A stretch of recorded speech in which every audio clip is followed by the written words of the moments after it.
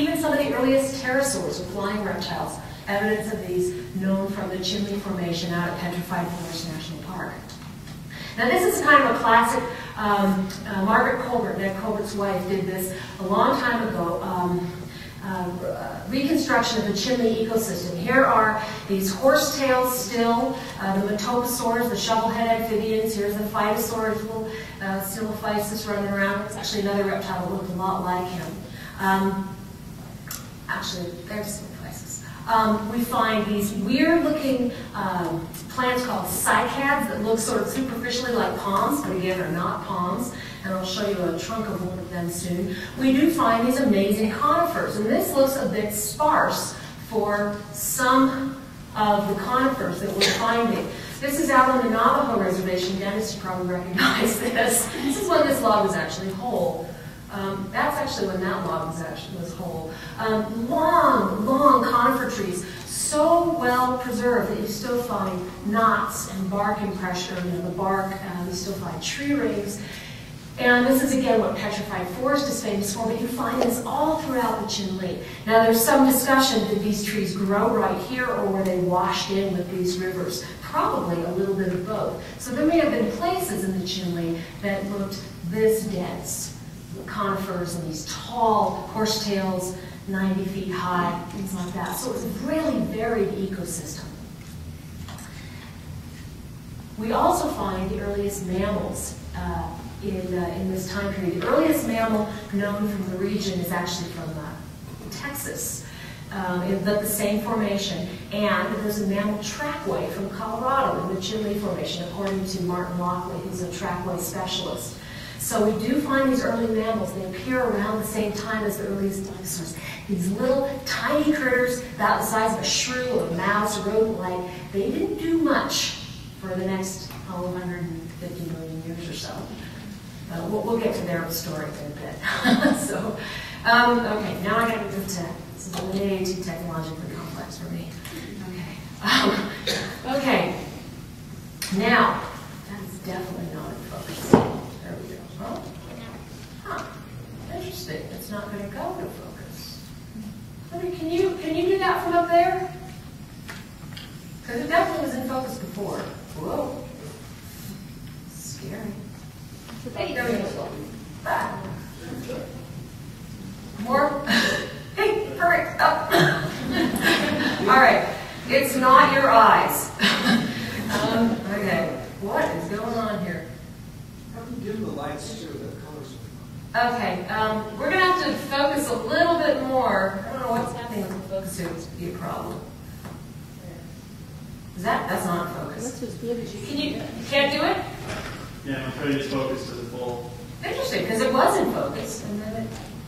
Huh? Can you change the lens a little bit so it makes it a little smaller? Thank you. Sorry. We'll work with this because I think you can probably tell something of what's going on here. By the Jurassic.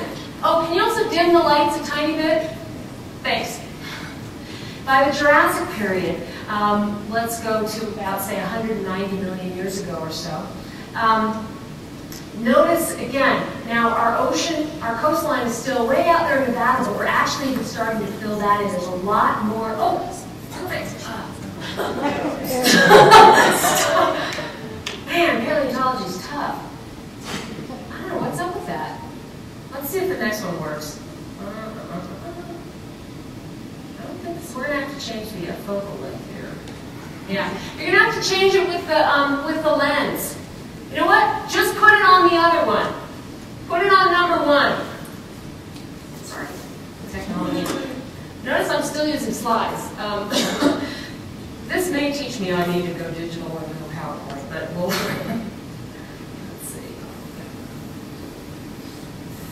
Probably like thousands of slides, and the thought of scanning them all in is just horrifying. I'd rather be out looking for fossils or whatever, so someday maybe. Anyway, so the Jurassic period, we'll call it round number about 190 million years ago. We've lost, yay! All right. We've lost a lot of our coastline, and we're starting to lift up a mountain range or a volcanic range here due to a collision from a plate that's coming in this way from the west.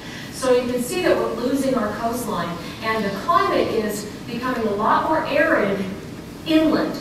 And initially we have a lot of rivers sort of flowing across this region, and then later we end up with huge sand deserts that cover the central, most of the plateau and all the way up from Canada to Mexico.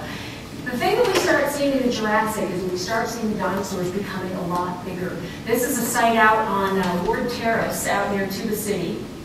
And you notice they call it the Dinosaur Dance Hall. A woman named Grace Irby from the Museum of Northern Arizona did a thesis on this site. And you can see all these three-toed tracks of varying sizes. Well, a lot of these guys, and we find these tracks all over the plateau, in the Moenambe Formation, in the Kayenta Formation from this early Jurassic time period. And a lot of these probably belong to this guy, or something closely related to this. Y'all have dinner? See, the one, there's this really nice one at the museum with this guy just stepping nicely across the plains. But I love stuff like this. This was very clearly a carnivore, a much bigger dinosaur now, much bigger than Coelophysis. Probably nose to tip of tail, maybe 18, 20 feet long, something like that. And had these two interesting crests, bony crests on its head. That's where it gets its name. It's called Dilophosaurus, di to loaf, crest, and saurus, lizard. What these crests were for, we don't know. They were thin, bony crests. They probably weren't, locking heads like bighorn sheep do. I'll show you a guy that probably did do that. And this artist's rendition might be something of what they were used for. Perhaps they turned bright colors when they were looking for a mate, when they were angry, territorial, whatever.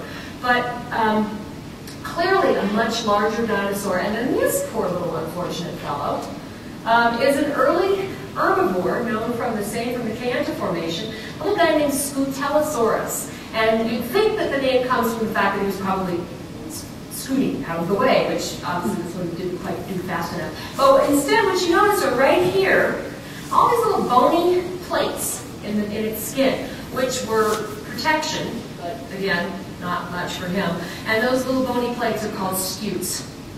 This is Scutellosaurus. And this is what Scutellosaurus looked like. He didn't get very big, probably about this long. And there used to be at the museum, in the front room of the Geology department, all the fossils, the bones laid out of Scutellosaurus. So again, Dilophosaurus only known from, by bones at least, from this region. I think it's Arizona State dinosaur. Now a little bit later in the Triassic, a huge sand desert, the Navajo Sand Sea, moved across the region, stretched across a great portion of the western U.S. from Canada down to Mexico. The Navajo, boy, this is an old picture of Lake Powell, eh? The Navajo sandstone is what you find up at the top of Lake Powell. You find it up on the Paria Plateau. This is Coyote Buttes. Yeah, classic. Everybody knows this spot.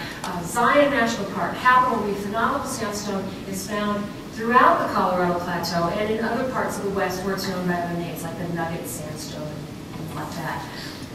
Now in the Navajo sandstone, this is the kind of environment we're looking at. Huge sand sea, much bigger than the Coconino, but unlike the Coconino, we have evidence for water, for oases, what we call interdune deposits, where water would have collected. We actually find, unlike in the Coconino, these kinds of environments are not good for fossilization generally, too dry. Things don't preserve well. But we find bones of a critter called Stegosaurus. Don't exactly know what he looked like because the bones are too fragmentary. But we find also tree stumps, petrified tree stumps in position. So not huge conifers, but we do find them in the Navajo sandstone. And we find the precursors to some of the giant long-necked dinosaurs to come. And here's a track up near Lake Powell. There's a little three-toed guy over here, like a little turkey track running around. But these guys look more like elephant feet.